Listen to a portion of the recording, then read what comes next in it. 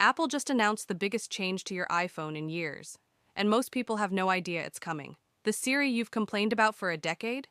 It's being completely replaced, and the company doing the replacing is Google.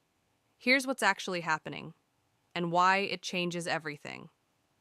For 13 years, Siri has been the butt of every tech joke. Ask it something slightly complicated, and it either searches the web or says, "I'm sorry, I didn't get that."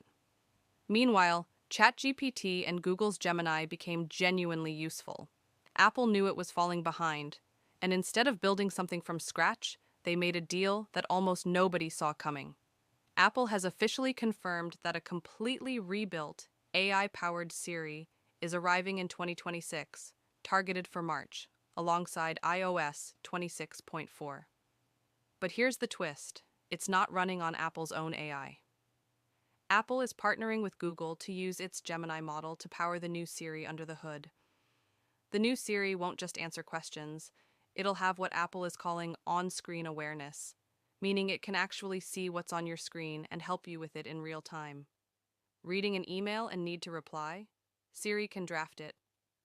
On a web page and need a summary? Done.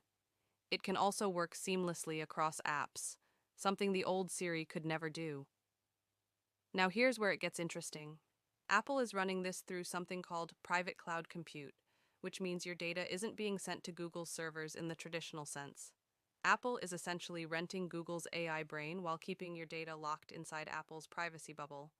Whether you believe that's actually private is a different conversation. This is a massive deal for three reasons.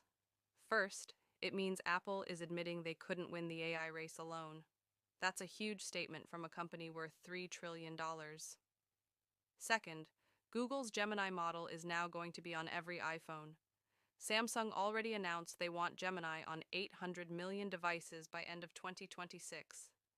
Add Apple's user base to that, and Google's AI is about to be in the hands of more than 1 billion people. That's an extraordinary power shift.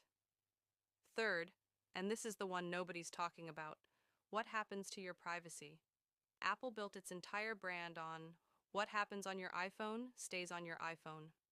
Partnering with Google, even with privacy guardrails, is a philosophical contradiction that Apple is going to have to explain very carefully. The new Siri drops in just a few weeks. Whether it's actually good or just less embarrassing than the old one, we'll be covering it live when it launches. If you want the breakdown the moment it drops, hit subscribe and the bell icon. And drop a comment below. Do you trust Apple and Google with your data, or is this a deal breaker for you? I'll see you in the next one.